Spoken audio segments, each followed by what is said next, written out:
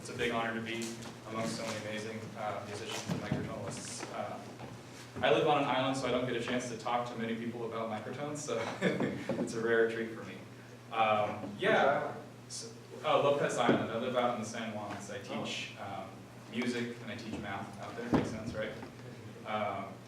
So I wanted to spend this talk mainly plugging this piece of software.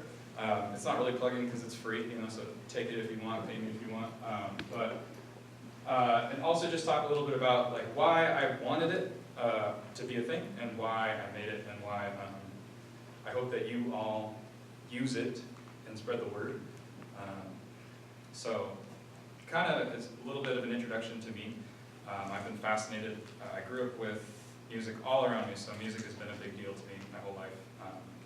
And I started taking drum lessons in like 4th grade, and my drum teacher was the first person who ever taught me about microtonal like music. And he told me that there were notes in between the notes on the piano. And as a 9-year-old, I was like, oh really? I had no idea what he was talking about. But that kind of planted the seed in my head, and I think back to that regularly. My mom would also talk about how, other music in other cultures, they would kind of like, sometimes they would sing out of tune. And that's basically what she told me. And so that sort of affected my negligence to kind of get into it. It's just like there is a right way of singing and a right way of playing music, and then there are notes that are wrong. And so I focused a lot on, being really, really good at these. And so, but my first, I would say, my first little prep into microtonality was the idea of tuning a guitar with harmonics. I picked up guitar when I was in like the 7th grade and trying to tune based on the harmonics, getting the B string right. It was always so maddening because I knew there was a B from my E string, and I knew that didn't sound right, like compared to the nice major third, that the B to the G should sound right. And so I remember I was like a 7th grader really struggling with this fact and not knowing kind of how deep the rabbit hole went. Another thing that kind of prepped me for this is a piano tuner.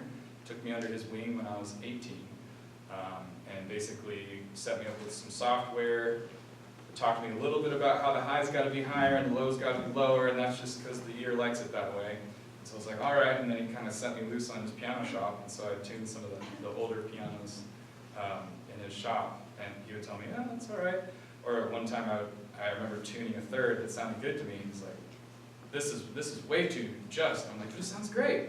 He's like, that's not how we tune them in here. And so that's kind of what prepped me for all of this, is all these like wrestlings, these things that didn't make sense in my life, about my passion, my music passion. So I went to Portland and I went to Powell's Books, and I picked up a book that was interesting looking. It's called Musimatics, and I kind of skimmed it. Ended up sitting in Powell's for about two hours just reading as much of that book as I could.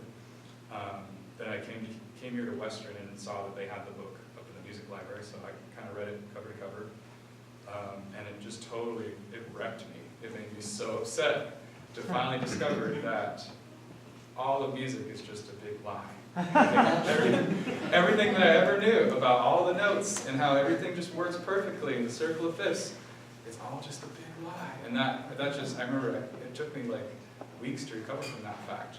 And then getting into the math of why. It's because 3 halves to the n will never equal 2 to the m. You're never going to get a fifth and an octave to line up. They're co-prime. They're never going to line up.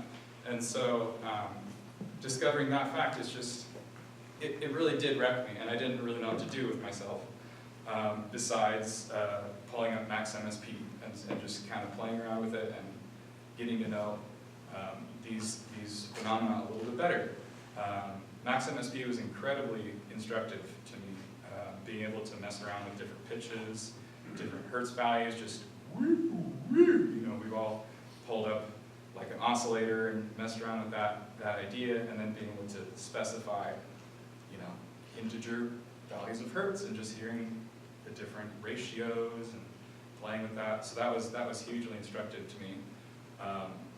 So kind of along at the same time, I was in a lot of really informative classes here at Western Washington University. I really did. I took a ton away from my music history classes. My first semester we were doing early music, and I decided I better learn a little bit more about this, and so I wrote a paper on Zarlino.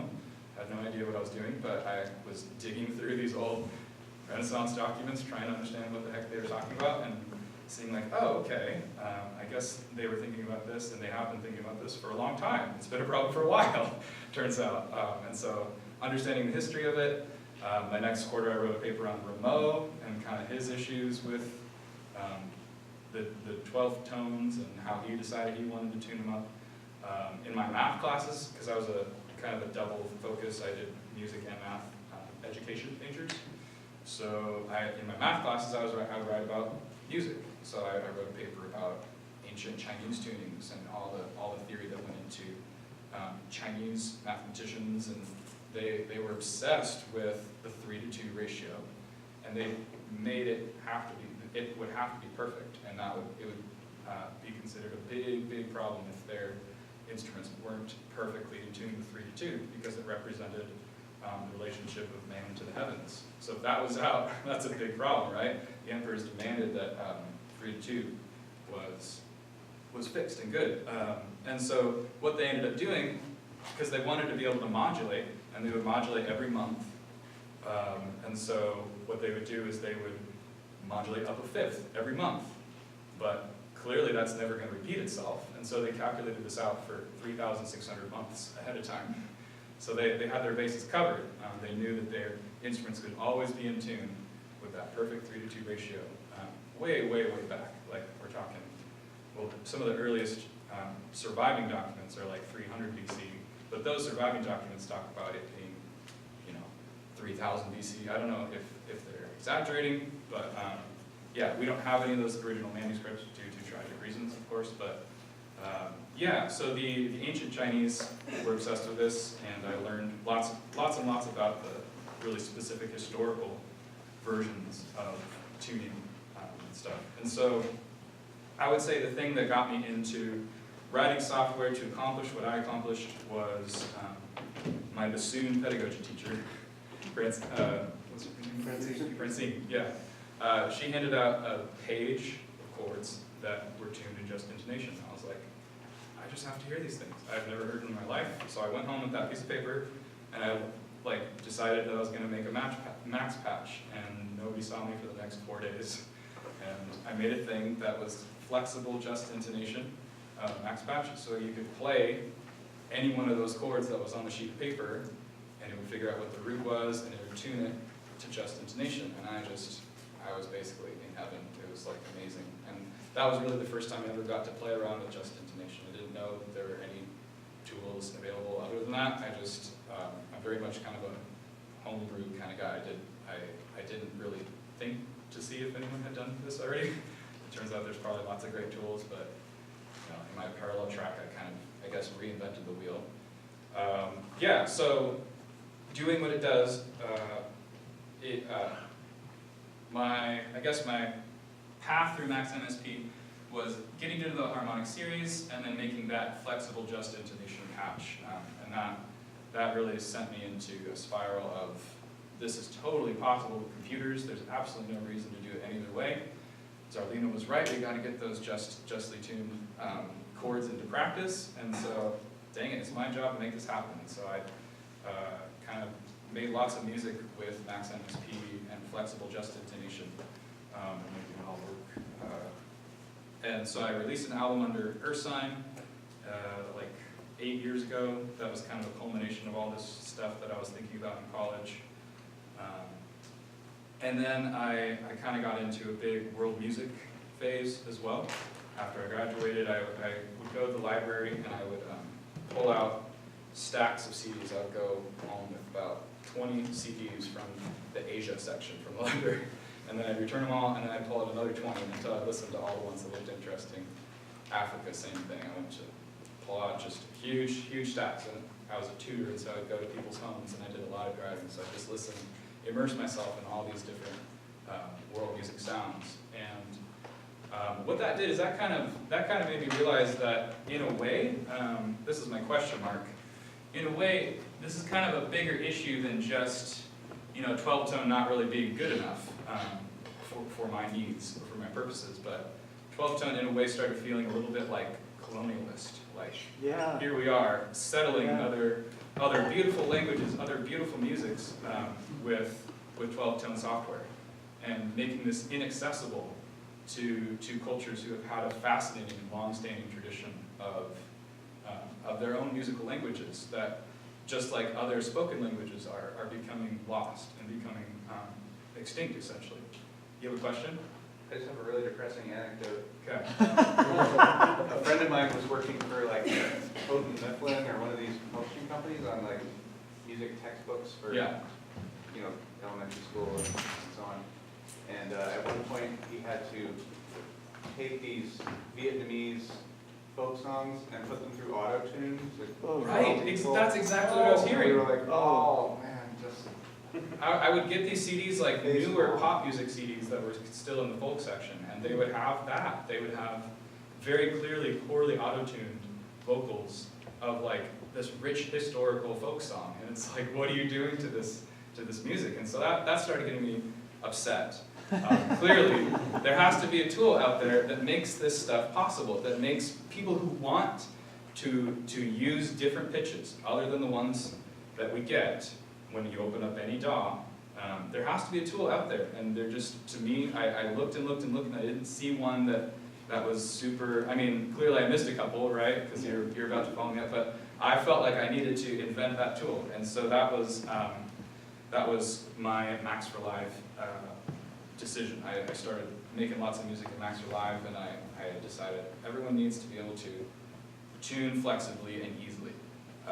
And I hope you agree that my Max patch, my Max device is quite accessible, because that's really my passion, is being able to get this flexibility, these beautiful affects that we're missing out on, into the hands of more people. That's like my big passion. And so here I can just demonstrate how it works. See how I'm doing on time. I could have talked clearly for like hours and hours about this, but anyone have a favorite Ableton instrument?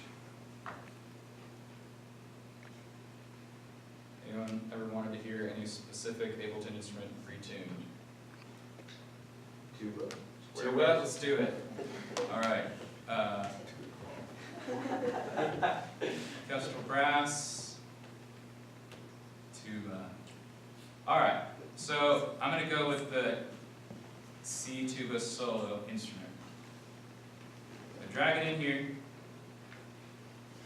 and the way Retune for Live works is it uses incoming MIDI in such a way that it takes different voices and sends them out to various audio tracks.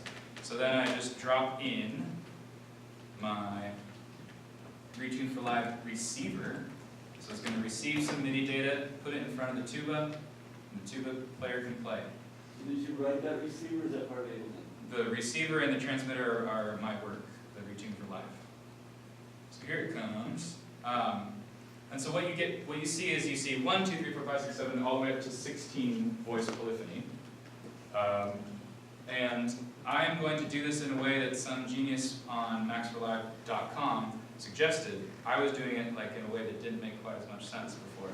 But you can highlight both of these, group them into a, I don't even know what you call these, but an instrument rack. So an instrument rack, and you're going to have a rack of tubas. So here's my transmitter. This is kind of the big brains behind the operation. So what you get is you get a center frequency, so you can tune to different center notes, the pitch bend range that has to match your instrument's pitch bend range, the number of voices, so there's 1 voice polyphony, so how many tubas should we have playing in Retune? At least 4. At least 4, okay. Let's do, how about 6? Let's do 6, and then what we do is we duplicate these, make 6 tubas. So here I go, I select voice 1 for this guy, voice 2 for this guy, voice 3, voice 4, voice 5, and voice 6. And if all went well, what we should get is tubas. So, but you see what it's doing is it's using some of the voices sometimes and other voices other times. So that was one of the really hard parts to figure out how to do. And this is just equal temper right now. But this drop-down menu has a few convenient settings. So here's just intonation.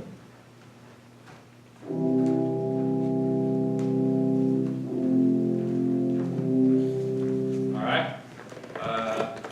We've got Pythagorean quarter tone, bow and pierce tubas.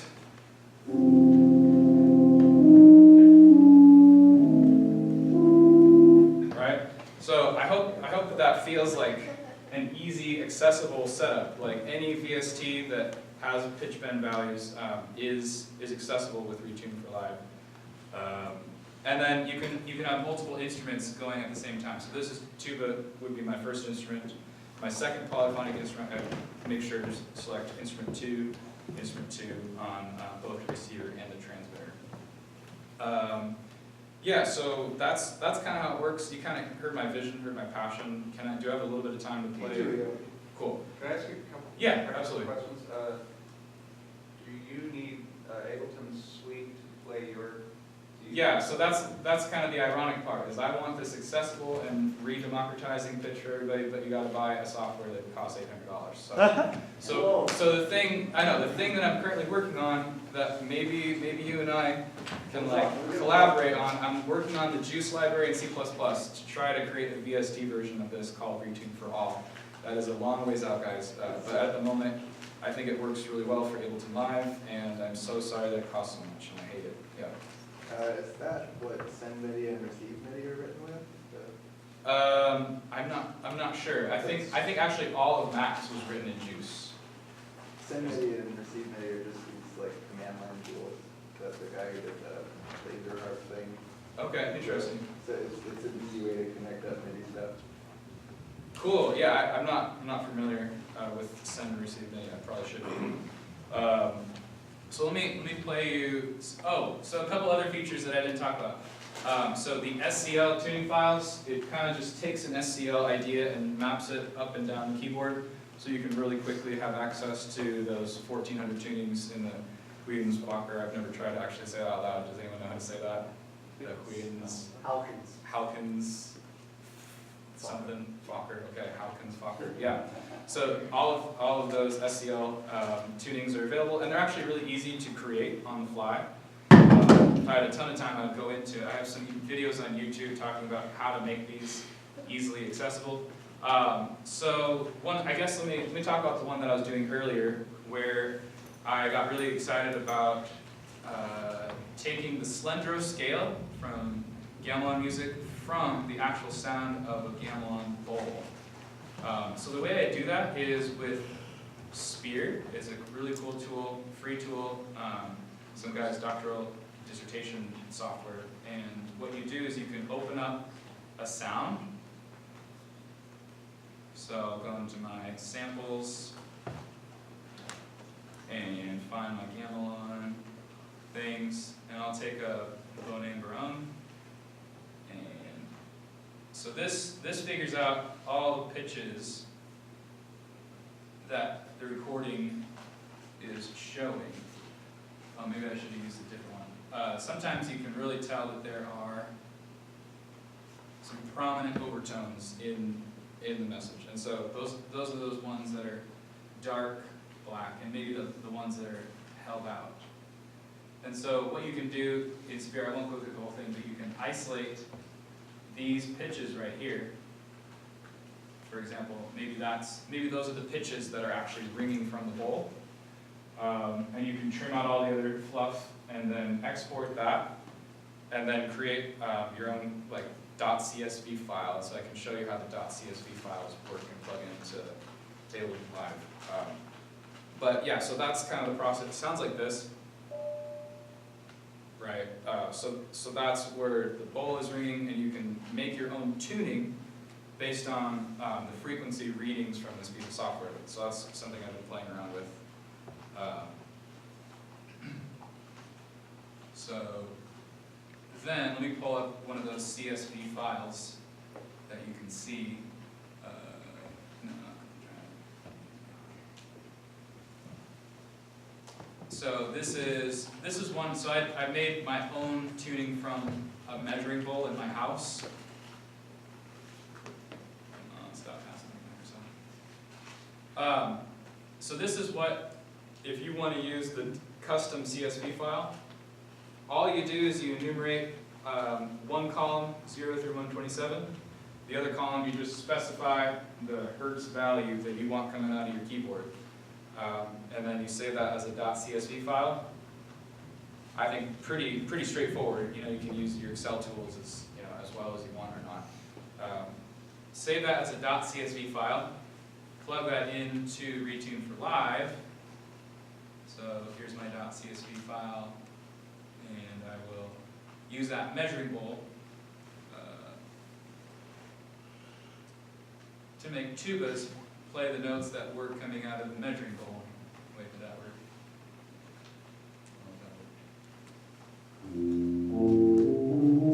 No, it's still. Oh, I have to select custom.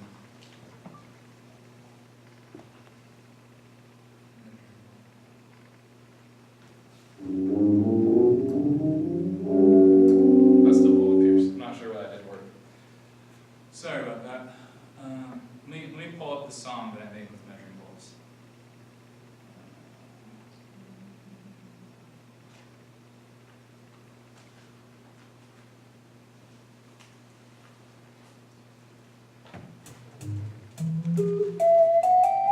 Yeah, here we go.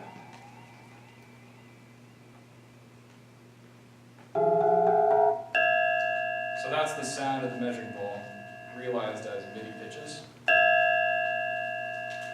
So have you ever heard like struck in a glass bowl? So that's what I had. So it's pretty cool, right? And so this is just happening in Ableton, and this is how I used to set up everything. It's tuning these different software instruments to the sound of a measuring bowl. And what I have right now is a chord being played, and so if I take that off, I can play the individual notes of the measuring bowl.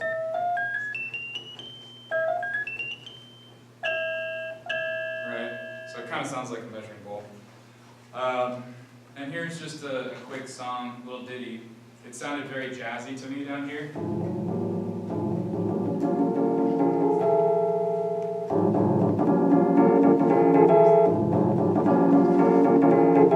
So that's kind of the lick that I came up with. I'm a drummer, so of course, we'll see.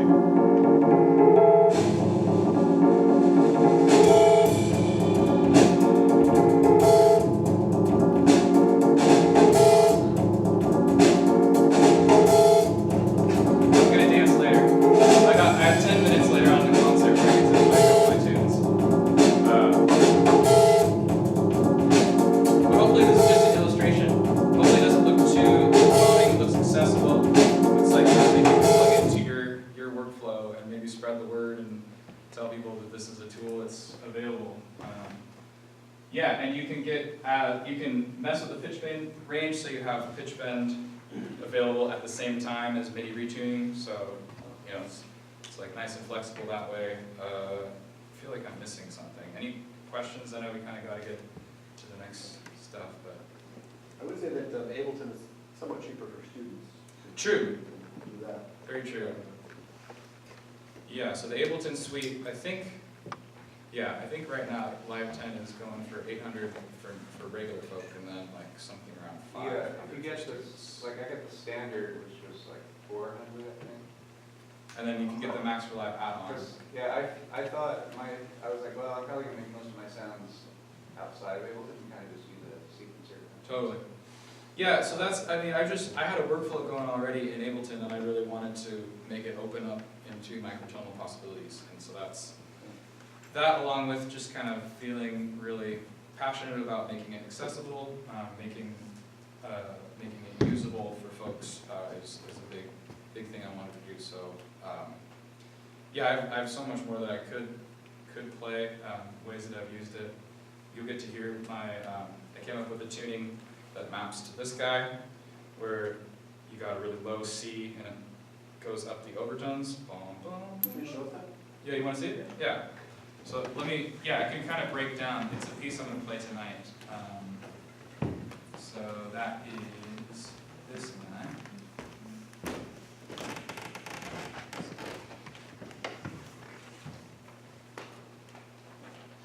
This thing has been a little persnickety, so if it doesn't work, it doesn't work.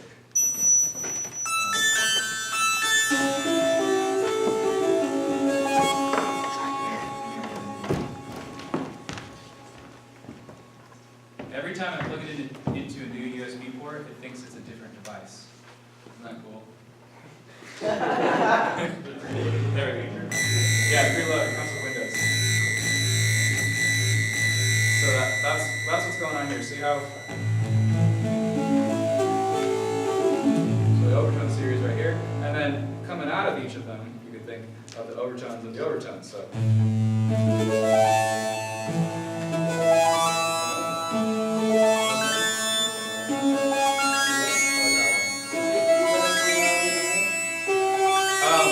I read about those after I made this, and I think it's similar. I don't think it's quite as cool as Tonality Diamonds, but it's just. So I just started messing around with it. I got a couple of cool licks. What I really like is that you could make like textures out of this. You could, instead of, feels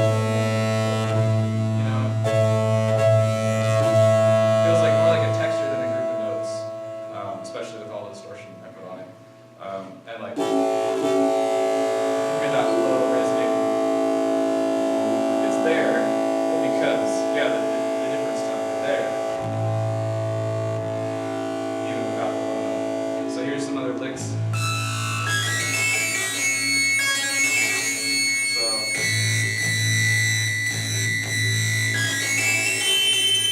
Is that an FM set? It sounds like it's aliasing or something up there. Yeah, like that's kind of part of the JI. That's kind of the, it's a little bit, It's not the it's standard? not perfect. If I turn off the distortion, you can kind of hear. It almost sounds like what happens when you alias, like when you do an FM and you alias. Yeah, I'm sure it's something to do with the Nyquist frequency or something. I don't know.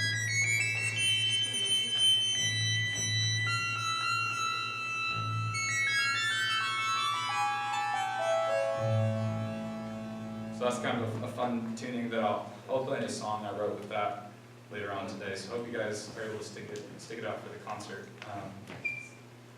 Yeah, thank you guys so much. This was.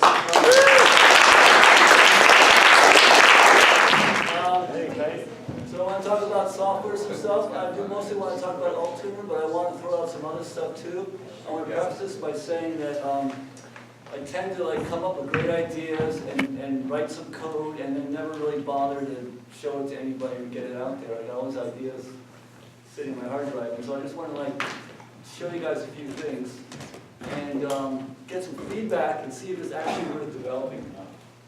So with that in mind. First thing I want to show you is not even microtonal. I'm going to be real quick about this. It's a sustaining device, a sustaining effect. So it's like an auto sustainer. The notes just stay ringing. And then of course you think that sounds horrible, but what's kind of cool is when you play a note, and you can see it up there with the red and the green,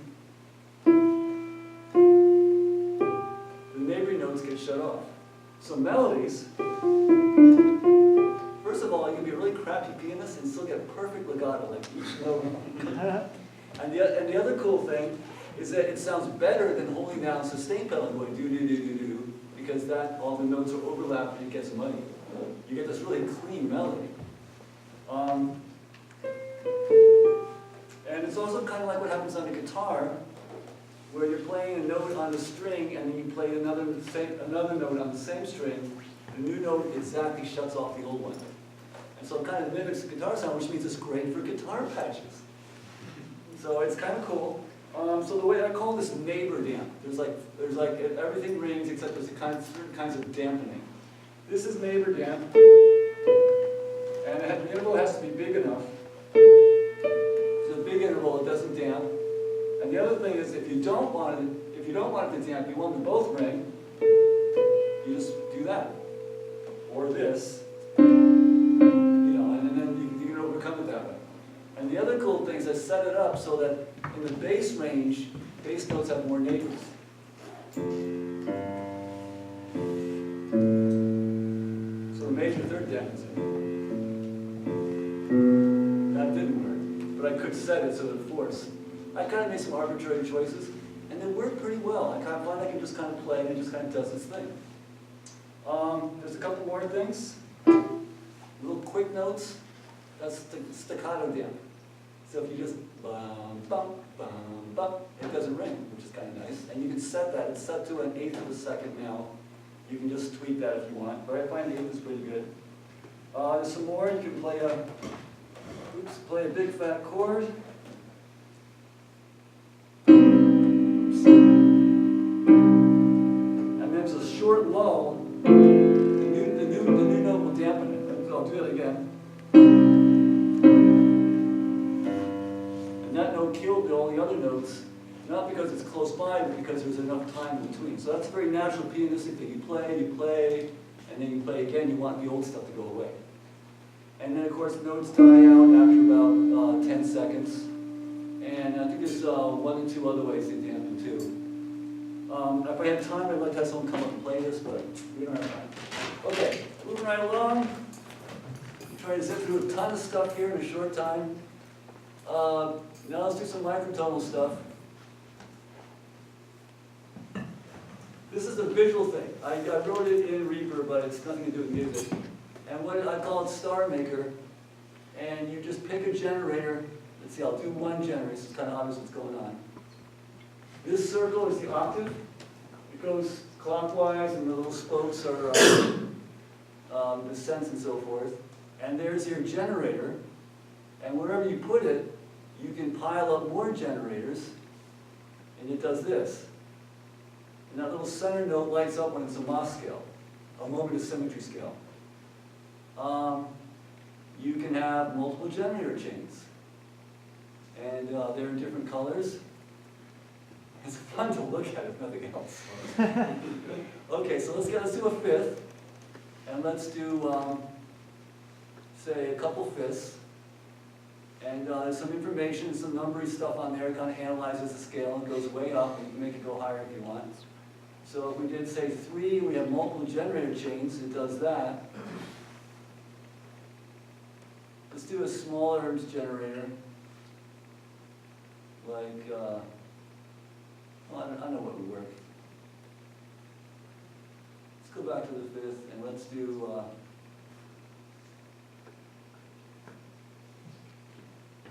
3 chains, or do 4 chains, it's all color-coded. And you can constrain it to an Edo, and you can say, I want my generator just to pop into place in this Edo. Pop, pop, pop, pop, pop. The little green trees on the surface of the planet, those are the Edo nodes. So that's cool, I guess. I don't know.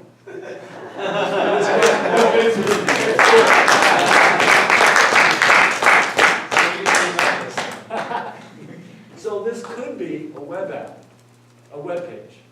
That's what it should be. But I don't want to sit down and learn web programming language. So this is my plea for anybody that thinks this is cool and should be on something on the web you can just play with, to get a hold of me, and I'll share the code. You can do These are all Reaper scripts? This is in Reaper. If you have Reaper, you can run it in Reaper. So it has its own language, or does it use C? It does. I'll get to that. Because I want to get it outside of Reaper is the point. Okay, so there's one. I'll show you another one here.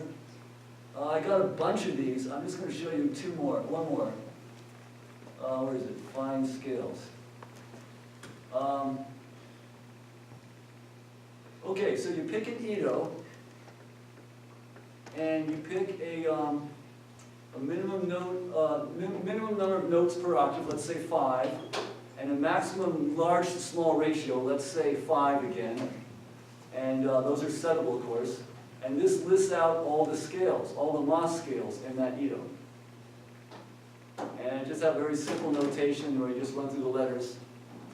And so if you, Ben actually asked me this, for 17, these are all the notes. These are all the scales in 17. And the last couple ones, they're kind of crazy because they're just like you're using most of the notes. But the first 10 or 15, that's gold. That's what you can do with 17 Edo. And this should be a web page too, I think. Yeah, definitely. So again, and this would be pretty easy to code, it's just text, So again, if you think this is cool, you want to see it outside of Reaper, where it's easy to get to and accessible, hit me up. We'll talk. Okay, we're moving on to Altuner now. There it is. Okay, so this is my baby. This is what I've been working on for years. I think it's the greatest software because I'm biased, because it's my baby. It is, you're right. He has it. Okay, so unfortunately, there's only two ways to run it. It's not a standalone. It's not a VST. It either runs inside Reaper, or it runs inside a wrapper that converts it to a VST, but only in Windows. I made it with Linux. And sorry? I haven't worked in Linux. Oh yes, and it works in Linux. So if you fortunately Reaper is only $60, and it's not a big download, and it's not copy protected, and it's actually not that bad a hassle. So you can think of it as Reaper plus Altuner being a standalone piece of software. It'd be $160, which isn't really that bad considering the size of the market. Okay, so that's the bad news. The good news is it does all kinds of amazing things. Let's see. Oops, I just did it by accident. There we go. You can use foot pedals. I'm sorry, I'm kind of disorganized here. It's been a long weekend. I'm having to write down. But basically, when you play,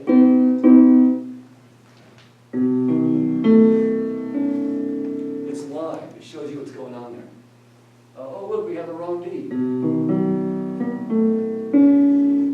That's bad. We have a whole fifth. Let me fix that. And what I'm going to do is tap the D note up. What I did was I hit a D in the up. I had to use the octave buttons, but let's say I had 88 keys. The upper octave, you tap, and the pitch of the note changes. I'll show you what I mean. So here's D.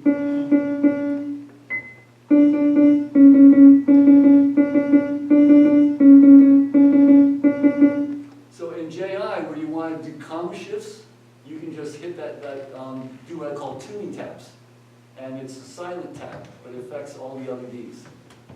And you can also modulate using foot pedals if you want to move your lattice around. And boy, there's a bunch of other stuff. I'm not going to get to a tenth of this. Oops. So, I don't know, when I wrote it, I kind of had JI in mind. I think every software composer that tries to do this kind of show a little bit. But it does work with Edos and everything. This screen is kind of neat. It really shows you the sense of all the intervals. And so when I play a chord, so what's going on here is I'm playing the C chord, and the scale, this is the scale on the C chord. These are all the semitones going up from C. These are all the semitones going up from the C sharp key, from the D key, and so on. These are all your minor seconds. These are all your major seconds. That white line is all your fourths and your fifths. So just looking at this, you instantly get an idea of what your scale's like. These are all straight, Edos look all straight and linear. JI looks kind of curvy. Crazy scales look all crazy, crisscrossy and everything. Let's see, what else we got here? It's kind of the same stuff. There's a whole bunch of screens that you can use to control it. I'm just going to whip through these so you get some idea of what kind of stuff, what kind of work went into this. I should talk about that screen. You can change the number of notes per octave really easily. But I want to kind of show off something here I'm kind of proud of. So one thing it does adaptive just intonation, which has really kind of been, kind of impossible, in my opinion, until Altuner. First of all, let me show you, if you want to do mean tone, let's see, sorry.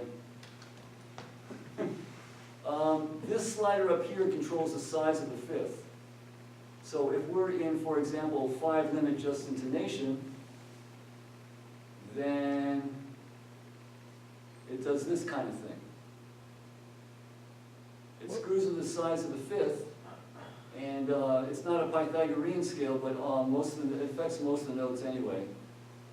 And this would affect the size of the major third. Basically, I'm controlling the size of my generators.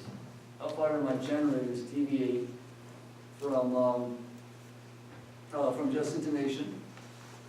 Can you see those like you've seen them in cents? Can you see them in like approximates? I guess you would. Could you see them in approximates or ratios as well? Or? No, but you can do this. And you see up there in the corner, I know it's kind of hard to read. The top tiny right. rating. It says 5-4. Yeah. It says 5/4, and if I do this, it'll say 5/4 plus 8.3 cents. Oh, wow. Yeah, feel free to come in. I know it's kind of hard to Yeah. read. Pull your chairs as close as you want. So let's talk, here's something really cool. To set up mean tone, you just put a comma in this screen. You basically put in the run components, which means you don't really need to know the fraction 81/80. You just need to know that it's 4 steps over and 1 step up, which is kind of handy from a musical point of view. If you can find your way around the lattice, you don't really need to know those weird ratios and commas. Just figures out how to temper it out. What? It just tempers it out. Yeah, it tempers out, boom, just like that. And of course, there's different ways of tempering it out. This is quarter comma mean tone, where if you can see where my cursor is, the 5/4 is just, and the 3/2 is flat. But you can just move that around and explore the entire mean tone spectrum, just like that. Wow. That's super cool. What happens if you mess around with the emerald or the jade? As well? That's for higher primes, and we're not doing that right now. I don't have time to get into that, Gotcha. basically. I could talk like a madman for 50 The minutes. answer is yes, it can do it. I know, but do they not like represented right now? Not right now, but it does all the primes you want. Wow. It can temper up to 10 primes, and you can have another 30. Anyway, it does have. Don't worry. Okay, so this is third comma. This is fifth comma, quarter comma. No, that's not right. Third comma, quarter comma, and fifth comma, and I'm just kind of eyeballing that. Okay, so here's the cool part. The way it works, adaptive JI works, is you take your lattice, think of your lattice, and it's flat, it's like 2-dimensional, five limit lattice, and all the chords are little triangles in the lattice, and all the chords are nice and flat. Now you temper it, you get rid of the 81/80, and in effect, you're curving the lattice around and making a spiral, right? Does that make sense? If it doesn't, don't worry about it. And what happens is the triangles curve to match the tempering. So you can pump 81/80, but your chords are a little screwy, just a little. And then I just move this slider here. Let's see. Oh, let me go back to this. Then I move this slider here, and that's the detuning slider, and it puts you back to just. Holy shit. Now what I did was, the lattice is still curved, but the triangle straightens out. Fully or partially, your choice. So you got half tempered. Yes, you detemper the chords, meaning you make them closer to just, and you can be like a JI fanatic and go, I want it to be 100% just, or you can accept a little bit of tempering, and the trade-off is you deal with either with pitch shifts or with tempering. Can you automate it? Can you just can you hold the chord? I'll show you. I got something queued up to show you. So what I like is setting the slider at 33%, because I figure you can hear an out of tuneness in a chord a little more than you can hear a pitch shift. So in mean tone, if we're in quarter comma, that's about 6 cents, 5 cents. We'll call it 6. I'd like to have 2 cents of tempering, because that's not bad. and 4 cents of pitch shifting when I change, when I modulate, because that's not bad either. I could say perfectly in tune and have 6 cent shifts, and that's getting a little closer where you can actually hear it. So you can whittle away, you can't mathematically make it perfect, but you can whittle everything down to little tiny fractions of a cent and make it like really massive. And I got an example all queued up here. And I use third comma and quarter comma and just intonation. I have 3 different tunings, and I'm switching between them. Oh, I forgot to show you switching. So you can switch from one tuning, boom, right to another, boom, right to another, back and forth, and you can use foot pedals, or you can use key switches. And I don't have time to get into that too much. You preset them? Like you have the. You got to set it up. Yeah. And there's a thing here, there's a screen that shows you, like, when you receive CC number 27, and you're in tuning number 1, go to tuning 2. If you're in 2, go to 1. So it's programmable, so you, it's great. And I want to mention that it works great for playing through live in front of an audience, and it also works great for recording and composing. I really thought of both things at once. I'm not a good player though, so I'm going to go to this, and we're going to pull this up, and I'm going to run through it. We're just going to enjoy the beauty, and then I'll talk about it.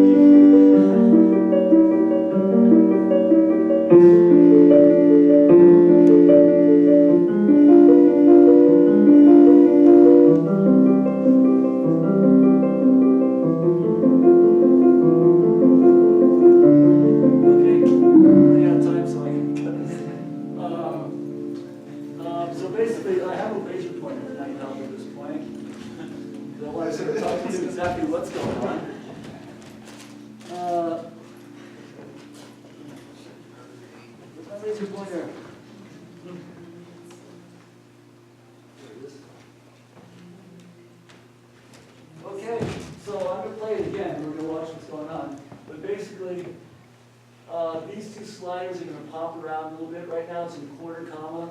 When they both line up together on the left, that's third comma. When they're both in the center, that's just intonation. I could have done a bunch of other things. And it's kind of cool. People say, what's better, quarter comma, third comma, fifth comma? In adaptive JI, if your pump takes 3 chord changes, third comma is good.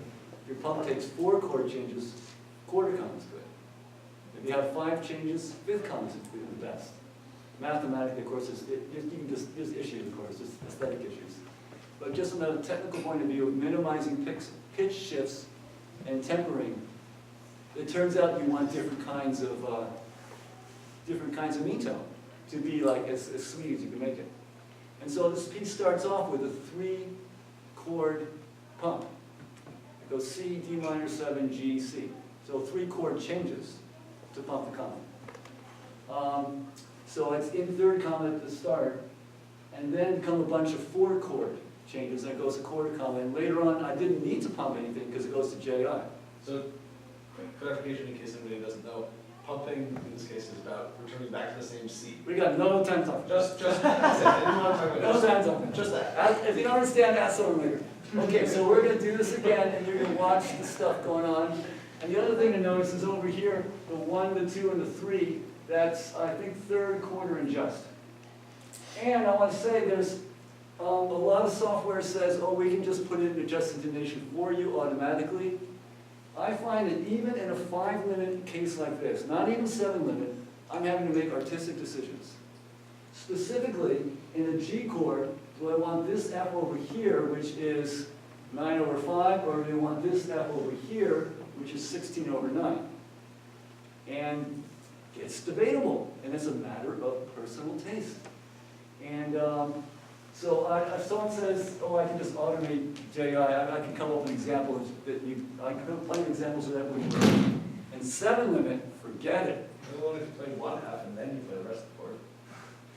Okay, so let's Can you rewind and watch it again, now sort of talk it through a little bit. Hey, Kai, can you set it, just for, to humor me, can you set it to 6 comma? Because I think it'd be closer with Bach.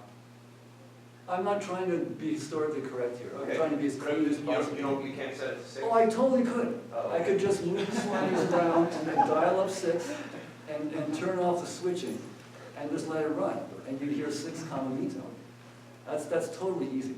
But Scala can do that, right? Now I'm showing you what Alter can do that Scala Yeah. can't do. Right. Okay, so let's just give this a listen for a little bit. Let me fix something here, because I forgot to reset it. The other thing you want to watch is right here, is 0 cents. We're going to go back, we're going to do all kinds of stuff, we'll go back to C0. When we modulate to D, that's the flat tone, but the mean tone, the major second, is a little flat at 200 cents, so our D offset is going to be a little less than 0. I think it's going to be like -10 or something, we'll see. Can you adjust the 440, and if so, how big is the range? Sorry? Can you adjust the 440? Could you go? Yes, you can. You can calibrate to anything you want. The answer to all your questions is yes. How about this one? Can you turn it down slightly and now I think the speaker works properly? Oh, good idea. Yeah. Good Oh, idea. I thought you meant the 440. Can you turn the 440? Anyway, let's do a little bit more, and so now you sort of see what's going on. So you're watching for third comma versus quarter comma versus just. You're watching for 2, 1, 2, or 3. You're watching here, and of course you're understanding how the lattice, we're moving through the lattice and all that. Okay, here goes. More and more Bach.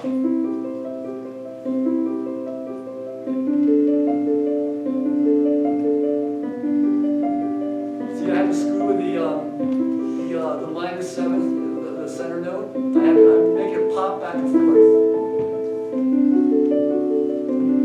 Now it's a 69. Now it's a 9/5. See that?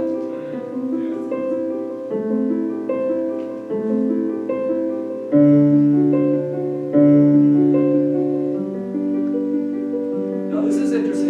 It acts like it's pumping a comma, but it's not. So I left it in JI because I know it's going to go back. It's going to unpump it in a minute. See? Went back to C, not through the pump, but directly from the G. That's another reason why you don't want to automate things. You want control over it because the software can't read your mind and can't predict the future.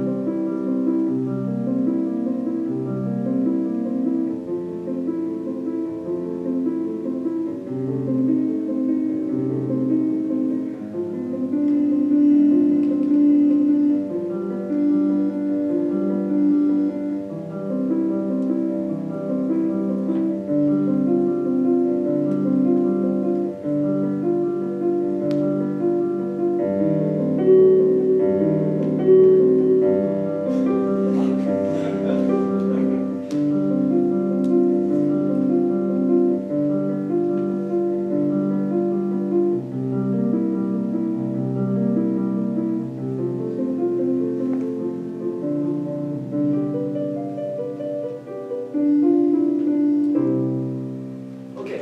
Thank you very much.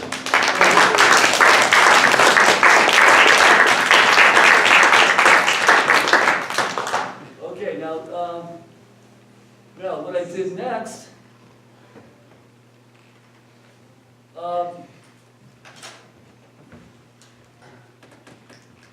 so 81 over 80 isn't really that bad, hard to come to deal with. You know, it's only 22 cents. It's 4 rungs or 5 rungs in the lattice. So you can quarter comma mean tone, or 5th or 6th. Sounds pretty close to JI. You're only about 5 cents off. It's not really that hard to come and deal with. I use that example because it's a familiar one. 64 other commas are a lot harder to deal with, and you really need the heavy lifting power of Altimeter to deal with them. 64 over 63 is worse. It's bigger, but more importantly, it's a shorter path in the lattice. It's 27 cents in 3 moves, so that's 9 cents per move.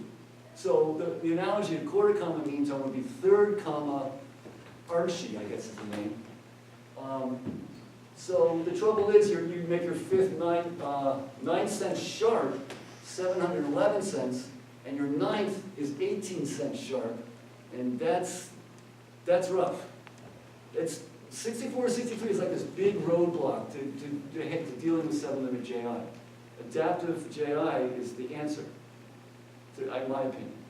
So what I did, just to show this off, is I took the Bach piece and I rewrote it as a 7-limit piece to illustrate this. And when I say rewrote, I don't mean I just added 7/4 to every major chord. I mean I substituted 64/63 for 81/80. And this goes back to my notation rap, how we really need adjectives to describe it. I'm going to use the actual color. Sorry if I'm offending anyone. Yellow is 5/4, and everything within a fifth or a fourth of that. Blue is 7/4, and everything like 7/6 or 21/16. What I did was, red is super majors like 9/7, and green is the usual minor 6/5. I swapped yellow and red, and I swapped blue and green. So I started with a 5-limit piece, and I made it septimal. Does that make any sense? I hope so. We'll hear it. We'll hear it. And then what I did is I made it so I figured out what that does is that pumps 64/63 instead of 81/80. It just does. And then I tacked on 5-limit stuff to make pretty chords. But all the root movement is on the white row and the blue row. Just like before, the white root movement was on the white row and the yellow row. It'll be the white row and the blue row. And I'll let it rip.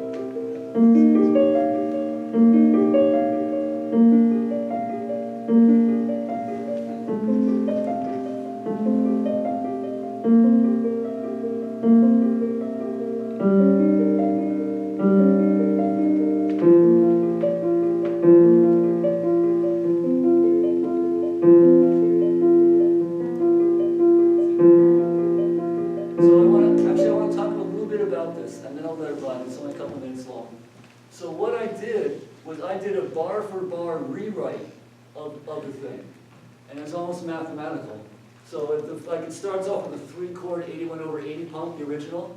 This has a 3-chord 64/63 pump, exactly. And then it goes to a bunch of 4-chord pumps. This goes to a bunch of 4-chord pumps. And that part of the original where it looks like it's going to pump it and then it backtracks and unpumps it, same thing happens here. So, and up here we got,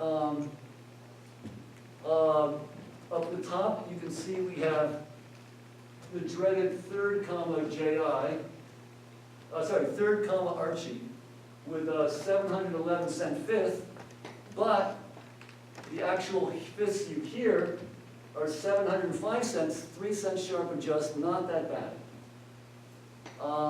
Then we got, at one point I went to quarter comma, because I could, and we got 704-cent fifths. And I think the third one, again, is just. So it's very, very, it's almost like a mathematical algorithm, how I translate it, except I had freedom in the actual chord over the root. But the root movement is straightforward translation. Okay, so let's listen to the whole thing. This is not quite done. There's one chord I'm not happy with, but basically I'm going to publish this very soon. And here we go. And I'll shut up.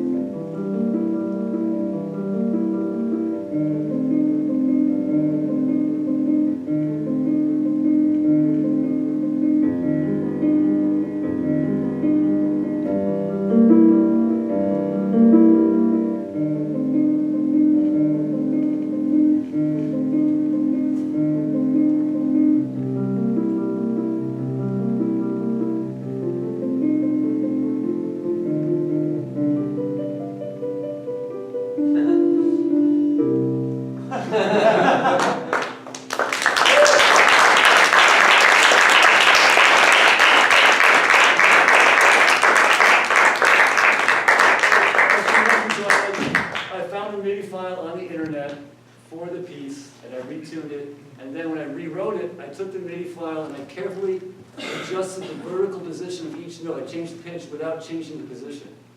So it's the exact same MIDI performance as far as dynamics and timing goes.